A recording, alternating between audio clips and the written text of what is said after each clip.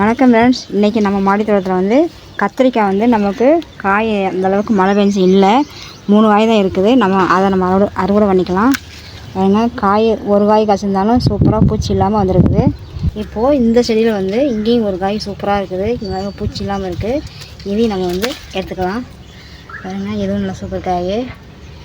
இது வந்து இது காட்டு, இது வந்து கொஞ்சம் குட்டியாக இருக்குது, கொஞ்சம் பெருசாகட்டும், அப்புறமா எடுத்துக்கலாம்.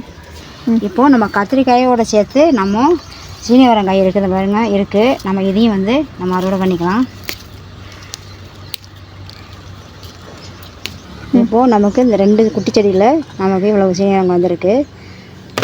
இப்போது இந்த செடியில் ஒன்று இருக்குது, நம்ம இதையும் நம்ம எடுத்துக்கலாம். பாருங்கள், 3 காய் நமக்கு நல்லாவே இருக்குது. அதோடு சேர்த்து நம்ம தக்காளி பழம் இருக்குது, அதையும் நம்ம எடுத்துக்கலாம். அங்கே இருக்கோம், இங்கே 2 இருக்குது, இதையும் வந்து நம்ம எடுத்துக்கலாம்.